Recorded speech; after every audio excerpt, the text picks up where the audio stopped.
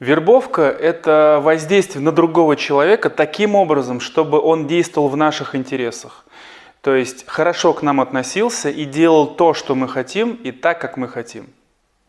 Поэтому если вы действуете в чьих-то интересах, если вы преследуете чужие цели, подчиняетесь чужим законам, правилам и инструкциям в ущерб своим интересам, в ущерб своему комфорту, в ущерб своих целей, и при этом не испытываете никаких эмоциональных, моральных страданий, то есть делаете как будто бы это все по своей воле и от души, то значит вы завербованы.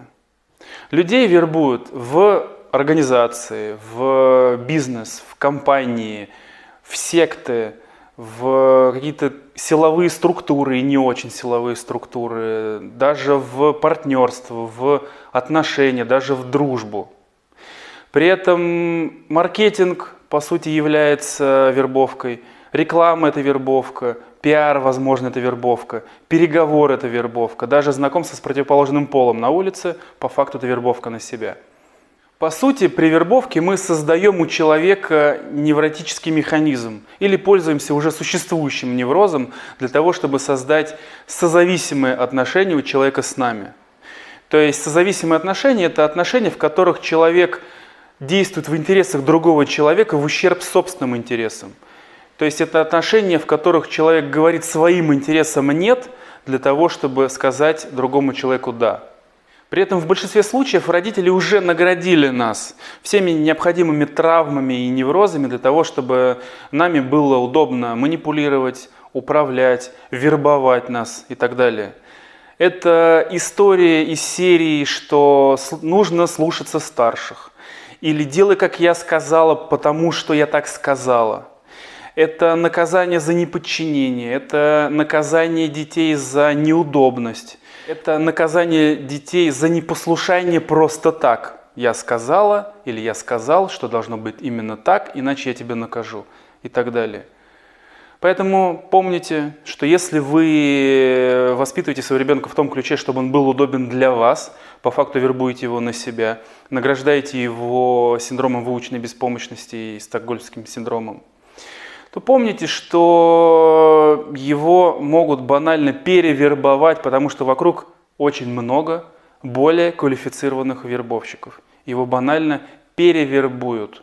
В связи с этим намного мудрее будет учить своего ребенка защищать личные границы и отстаивать свои личные интересы.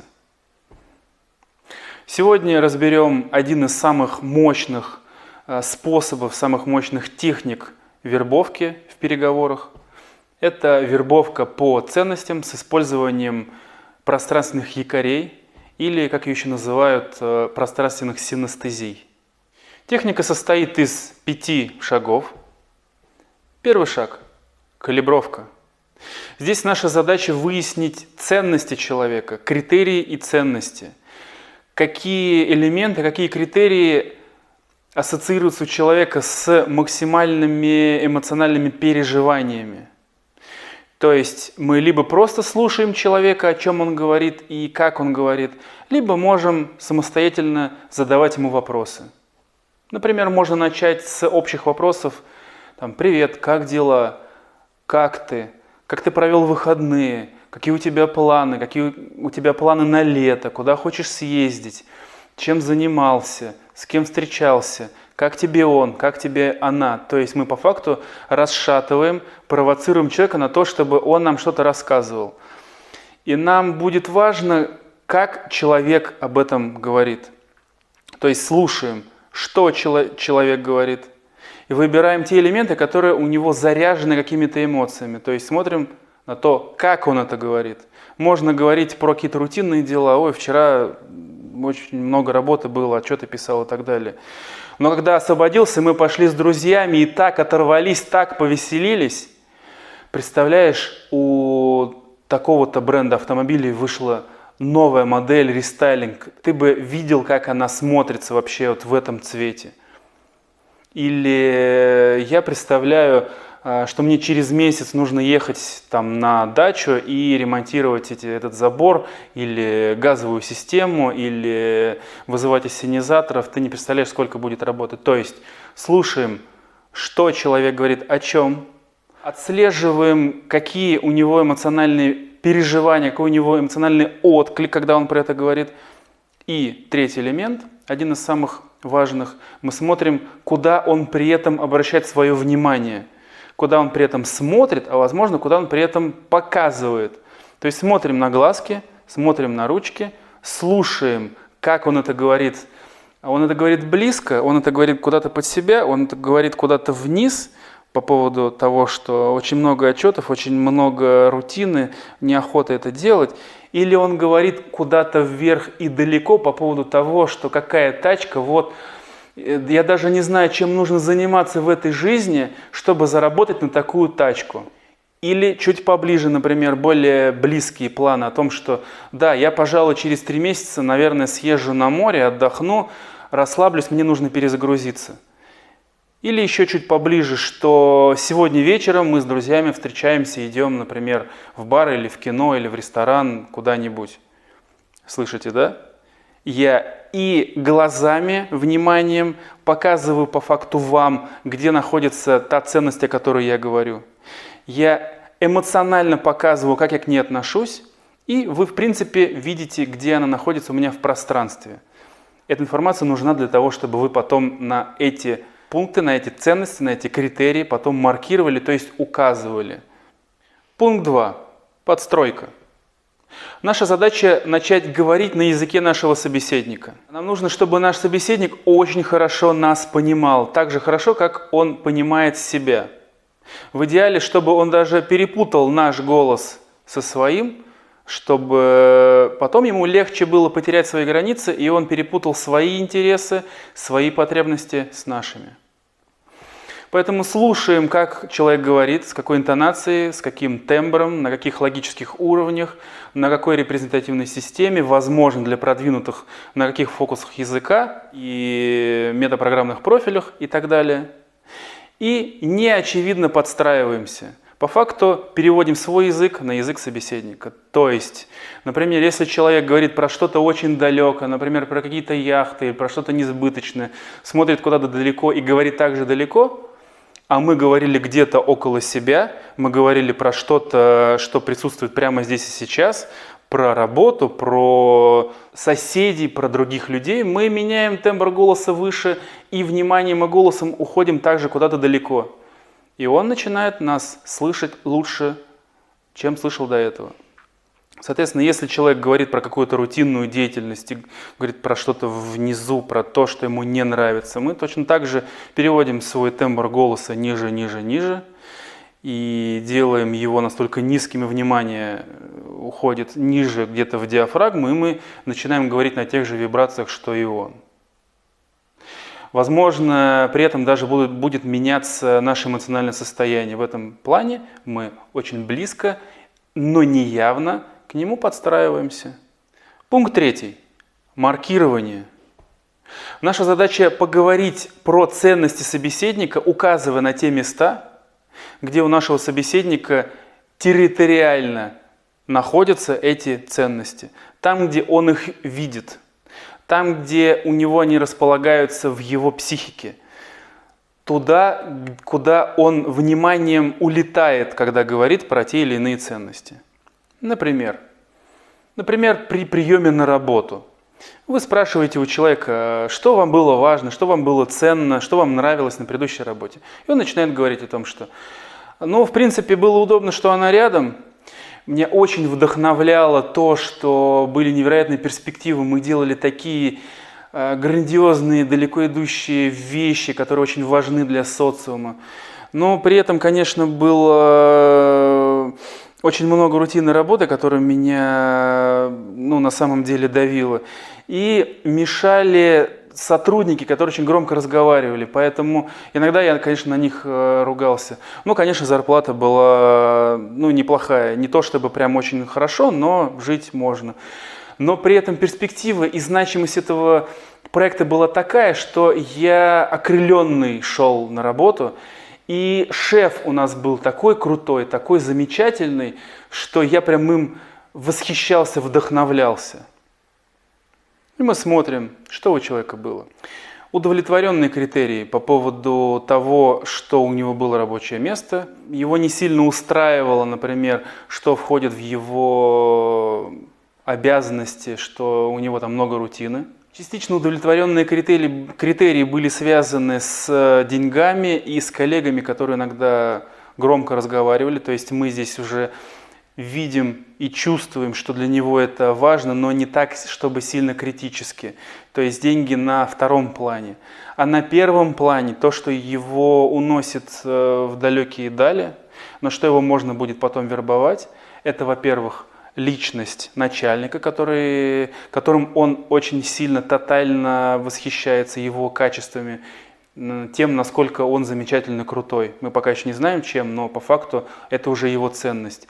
По поводу социальной значимости этого проекта, по поводу каких-то технологий, перспектив. И здесь мы подходим к такой психогеографии. На что можно вербовать, на что удобно вербовать, на что тяжело вербовать или перевербовывать.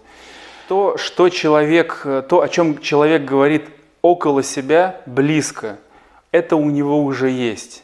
Здесь лучше не трогать эти ценности, нам будет тяжело его перевербовать. Это то, что у него уже в руках. Нам будет тяжело это отнять, вынуть у него из рук. То, что у него на средней дальности, до чего ему нужно тянуться. Это такие спорные, это переходные ценности. Ценности, о которых можно поговорить. И если у вас есть лучшее предложение, можно перевербовать. Но легче всего вербовать на то, что у человека по факту нет, к чему он стремится, что для него звезда на небе, что для него неудовлетворенный критерий, находится как миссия, призвание, предназначение, смысл жизни или потерянные критерии. Допустим, что-то у меня было, я это потерял, теперь мне очень этого хочется. Поэтому в идеале вербуем на то, чего у человека по факту нет, на неудовлетворенный критерий, на неудовлетворенную потребность. А если я хочу завербовать его к себе на работу, я буду говорить, какие у нас замечательные люди работают. Они все звезды. В маркетинге звезды по маркетингу, в продажах звезды по продажам, в науке звезды по науке и так далее. У нас такие невероятные люди работают, которые входят там в топ в каждой из своих областей. Посмотрите, какие вот Иван Иванович, Семен Семенович, посмотрите, у них такие достижения невероятные. Даже находиться рядом с ними невероятное удовольствие. Я прям сам понимаю, как я расту, когда я с этими людьми рядом работаю. Для меня честь с ними работать. Или какие у нас проекты. Мы такие социально значимые вещи делаем, что о нас говорят даже в других странах. Я по факту сейчас завербовал человека на два основных неудовлетворенных критерия, две ценности, которые он ищет, которые он мне сдал в первом же вопросе. Что вы хотите от работы, что вам важно на вашей работе. Так можно с любыми вопросами. Чем вы любите заниматься, какие у вас цели, да даже чем вы планируете заняться летом или как, например, вы съездили в какую-то другую страну, что вам было важно, какие у вас впечатления. И он будет рассказывать по поводу того, что да, кормили неплохо, кухня там, например, итальянская, мне очень нравится. Такие интересные люди и такая архитектура, я не мог себе представить, что это так грандиозно. Но при этом, да, конечно, мы очень много ходили, да, и условия проживания были сносные. На что можно вербовать человека? На что-то грандиозное, на что-то восхищающее, не знаю, архитектурой, искусством и так далее. Что-то возвышенное. 4 пункт – якорение. Под любым возможным предлогом якорим на себя, то есть присваиваем себе неудовлетворенные ценности, неудовлетворенные критерии человека, от которого он испытывает счастье, радость, восхищение, вдохновение. То есть говорим о чем-то очень важном для человека, но пока еще не достигнутом. Например, про социальную значимость, про невероятную архитектуру, про полет мыслей, про невероятные какие-то навыки, про достижения, про перспективы. И говорим, например, «Я тебя понимаю, как никто другой». У нас невероятные перспективы, мы можем захватить весь рынок. Я тебя понимаю, я чувствую то же, что и ты. То есть по факту берем в руку чужую ценность и забираем к себе. Чужая ценность забираем себе. Мы забираем к себе, по факту, по психогеографии, забираем к себе все неудовлетворенные ценности, все мечты, все желания, все звезды путеводные для человека, все перспективы. Мы становимся для человека источником, поставщиком, дилером счастья, вдохновения, восхищения. Пункт 5. Делаем шаг назад. Дело в том, что наша психика так устроена, что для нас более ценным становится то, что мы прямо сейчас теряем. На этом, например, основана техника «ближе-дальше». Когда мы немного вербуем, делаем шаг назад. Немного ассоциируемся, делаем шаг назад. Мы хорошо относимся, делаем шаг назад. И тем самым мы создаем созависимые отношения. При этом, если человек слишком устойчив и не поддается на наши манипуляции, на наши провокации, на наши вербовки, можно вывести его из гомеостаза, обесценив то, на что он сейчас опирается. С помощью интерпретаций, с помощью коктейля Молотова, с помощью боевого НЛП, с помощью индукции. Например, и это действительно то, чем ты живешь, это действительно то, что ты хотел, это действительно то, ради чего ты хотел посвятить, чему ты хотел посвятить свою жизнь, чего ты на самом деле хочешь, чему на самом деле тебе не стыдно было бы посвятить жизнь. Во что тебе действительно не стыдно было бы вложить свой талант, энергию? Если у вас вдруг возникают сложности в калибровке ценностей или ваш собеседник их не сдает, можете пощупать в следующих темах. Вспомним про инстинктивные, базовые биологические потребности человека. То есть первое – это ресурсы, деньги, тревога, безопасность. То есть, сколько ты зарабатываешь, а хватает ли тебе, есть ли у тебя там квартира, дача, машина, хочется ли больше, может быть кредиты, может быть ты беспокоишься, куда инвестировать и так далее. То есть говорим про ресурсы и эмоции, связанные с ними. Это первый инстинкт. Второй инстинкт – социализация, доминирование.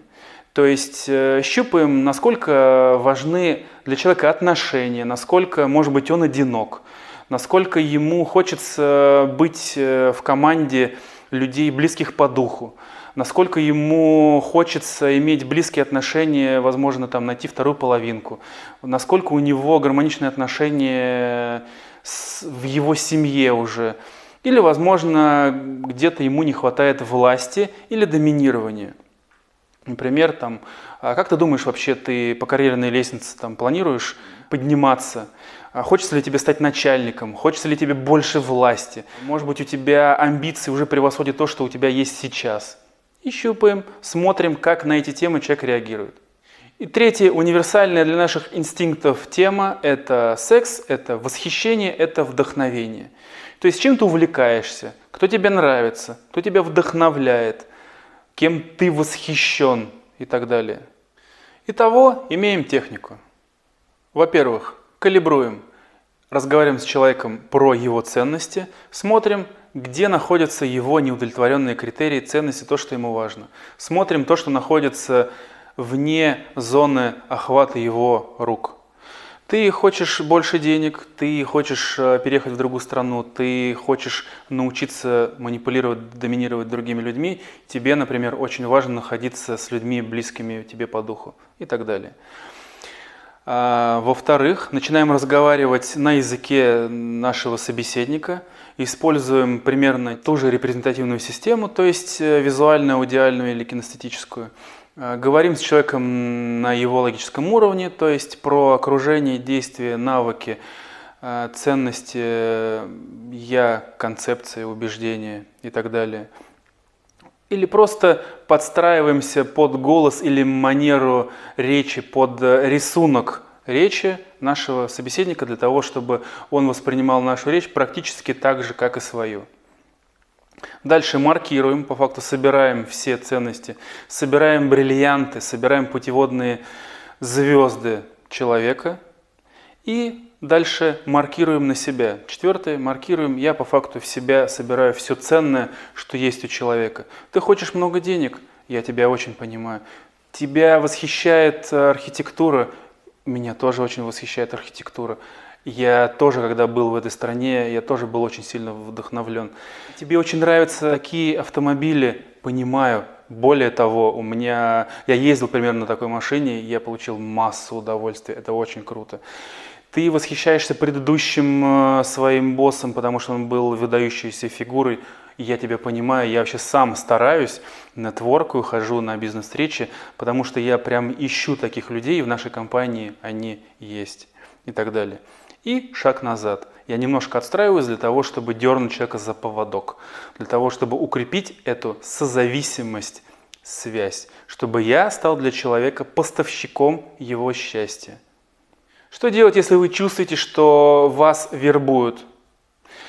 Первым делом вы должны взять паузу и выйти из этой коммуникации для того, чтобы восстановиться, для того, чтобы вспомнить про свои интересы, про свои ощущения, отделиться от другого человека, отдышаться и сбросить с себя этот морок, это наваждение.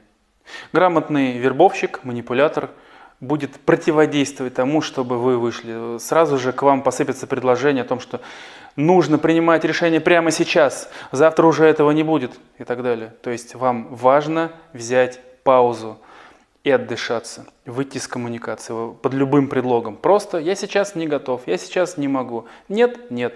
Упущу, значит упущу. Хорошо. Ваш вариант, ваши интересы от вас не уйдут. Если вас таким способом заманивают, скорее всего, это трюк. Пункт второй. Нужно, конечно же, разъединить свои потребности с потребностями другого человека. И понять, четко для себя понять, зачем я это делаю. Если я свое время, свою энергию трачу на то, что я действую в интересах другого человека, я должен четко понимать, зачем. Сколько я денег, например, или других ресурсов за это получаю, и удовлетворяет ли меня такой социальный договор. Если меня удовлетворяет, я четко понимаю, что я вот этот объем своих ресурсов, одних ресурсов, трачу на такой-то объем других ресурсов, например, денег, или связей, или компетенций, или информации, или перспектив. Некоторые еще работают за перспективы. Если я трезво, четко вижу эту сделку, она для меня нормальна, удовлетворительна, я оставляю. Если же я чувствую, что я пытаюсь выслужиться, я пытаюсь все больше и больше сделать, что я реально живу в интересах другого человека, с надеждой, что, может быть, мне за это скажут спасибо или даже немножко заплатят, то, скорее всего, я здесь нахожусь в мороке, и мне нужно менять мое отношение, выходить из этого наваждения, выходить из этой манипуляции, развербовываться. И дальше, наверное, пунктом третьим, нужно отделить свои интересы, свои ценности от другого человека. Да, я люблю работать с выдающимися людьми, но ты-то здесь при чем? Да, я люблю много денег и крутые тачки, но ты-то здесь при чем? То есть ты не являешься дилером, ты не являешься поставщиком этих ценностей для меня. Я это люблю, но ты-то здесь при чем? То есть я по факту провожу между нами границу. Я отделяю свои интересы, свои цели, свои потребности от другого человека. Я – это я, ты – это ты, у меня своя жизнь, у тебя своя жизнь и так далее. С вами был Антон Махновский. До новых встреч.